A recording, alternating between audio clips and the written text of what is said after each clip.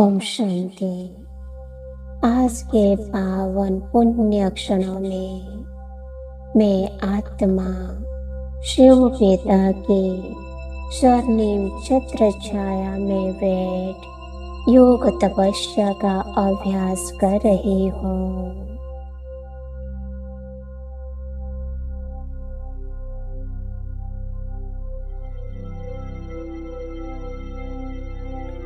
अचानक में आत्मा बाप दादा का वरदानी हस्त अपने सिर पर अनुभव करने लगी।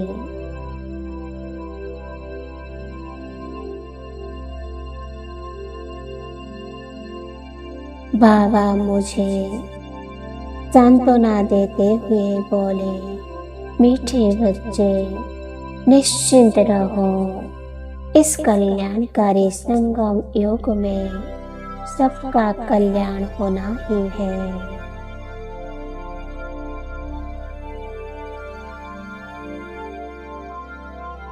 दैवी युग आने से पूर्व आसुरी युग का विनाश और राम राज्य आने से पूर्व रावण राज्य का अंत अवश्य होगा।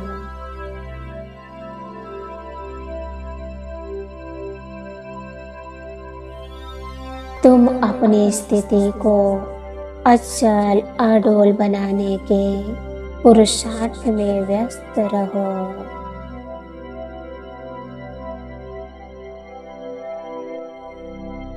निश्चय बुद्धिवान सदा स्वयं को सुरक्षित अनुभव करो।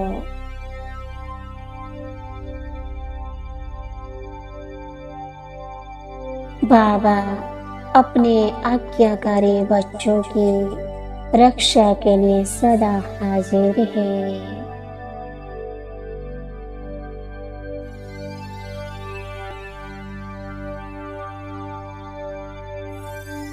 आज के इस पावन क्षणों में हम सभी आत्माएं संगठित रूप में सृष्टि पर आई विकट परिस्थितियों को महायुद्ध के विनाशकारी परिणामों को, महामारी, प्रदूषण, आपसी मतभेद से उत्पन्न वैर भावना तथा अनेक प्रकार के संकटों को दूर करने के लिए शक्तिशाली योग कर रहे हैं।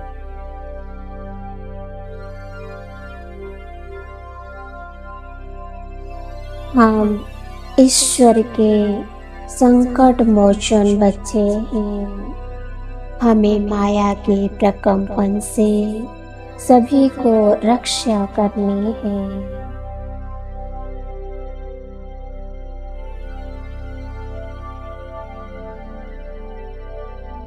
दूसरों की बुराई करना जैसे दूसरे की गंदगी को उठाना है।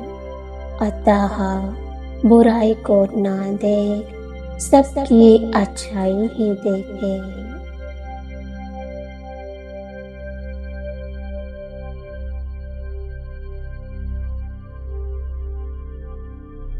जितना अभी तन मन धन और समय लगाते हो, उससे मनसा शक्तियों द्वारा सेवा करने से बहुत थोड़े समय में सफलता ज्यादा मिलेगी।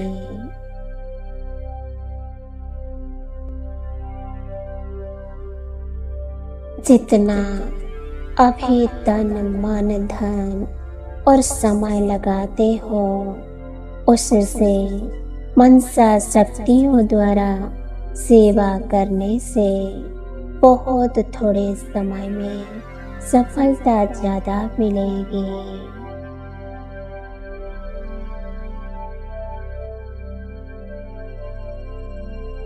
अभी जो अपने प्रति कभी कभी मेहनत करनी पड़ती है, अपने नेचर को परिवर्तन करने की या संगठन में चलने की व सेवा में सफलता कभी कम देखे, दिल शिकस्त होने की यह सब समाप्त हो जाएगी। निराकार परमपिता परमात्मा शिव सर्व आत्माओं के पिता है, पतित पावन है, विश्व कल्याणकारी है, सर्वधर्म मान्य है, सर्वज्ञ है तथा सर्वशक्तिमान है।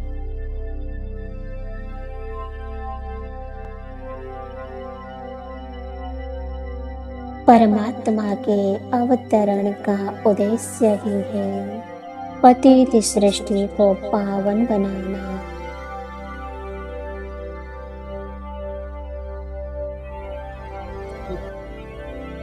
हम सभी आत्माएं परमात्मा के स्नेही और सहयोगी बच्चे हैं। प्रकृति को भी अपना बनाकर स्नेह दुलार से उसकी पालना करने वाले और अपनी पावन तरंगों से अशुद्ध बनी प्रकृति का भी शुद्धिकरण करने वाले हम मास्टर प्रकृतिपति आत्माएं हैं।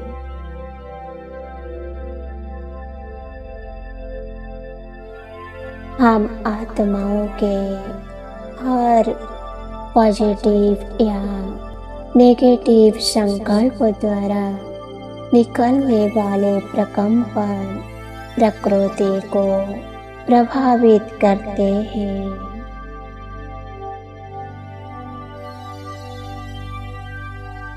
और उस अनुसार प्रकृति के साथ हमारा हिसाब किताब भी बनता है।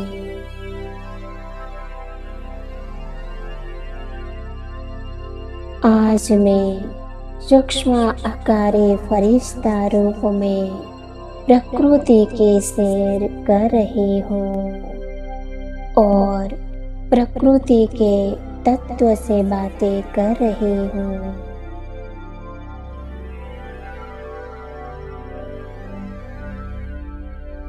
उनको प्यार दुलार दे रही हूँ, उनका आभार मान रही हूँ।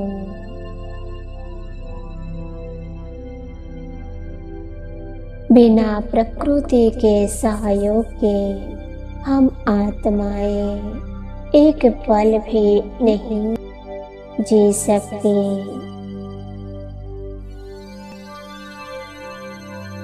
प्रकृति हमारी जीवनदायिनी माँ है।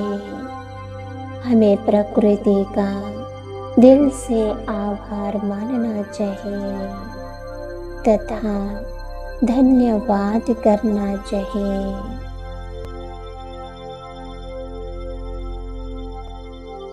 हम पवित्र आत्माएं ही प्रकृति का शुद्धिकरण कर रही है।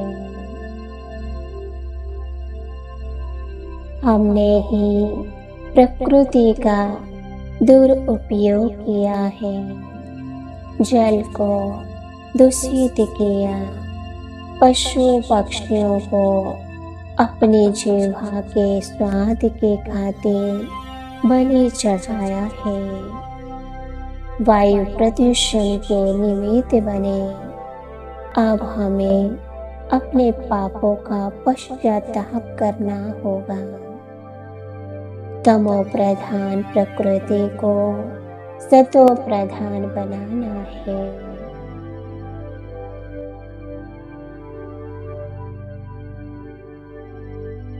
आज समस्त प्रकृति हमसे रूठ होकर, क्रोधित होकर भयानक तांडव नृत्य कर रहे हैं। आधा विश्व जलमग्न है। तूफानी पवन मनुष्य का अस्तित्व मिटाने के लिए तत्पर है।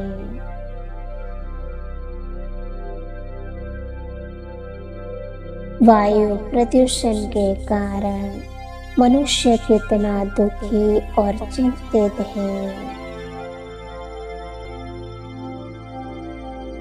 श्वास लेना भी मुश्किल हो गया है। प्राणी हाहाकार कर रहे हैं। ऐसी परिस्थिति में हम सभी का यह कर्तव्य है कि हम संगठित रूप में प्रकृति को शुद्ध पवित्र प्रकंपन देकर शांत करें।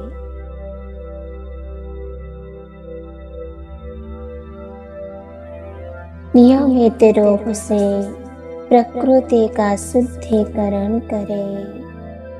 शिव पिता हमें शुद्धिकरण की विधि सिखलाया है। धरती पर चलते समय हम संकल्प करें, धरती हमारी माता है, हमें प्यार से अपनी गोदी में आश्रय देती है, हमें पोषण देती है, हमारे लिए नाना प्रकार के खाद्य उत्पन्न करती है। धरती के प्रति हमें अगाध प्रेम होना चाहिए। हम पवित्र आत्माओं का स्पर्श पाकर, पावन प्रकंपन पाकर धरती हरी भरी बनती जा रही है।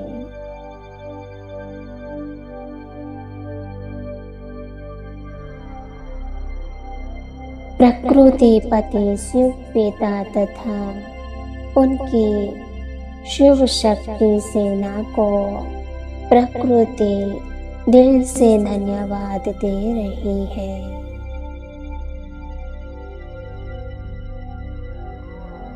इस सृष्टि में रहने वाली हर मनुष्य आत्मा का यह परम कर्तव्य है कि सुबह उठते ही परमात्मा और प्रकृति को नमन करे तथा रात्रि को सोते समय परमात्मा और प्रकृति का धन्यवाद करे।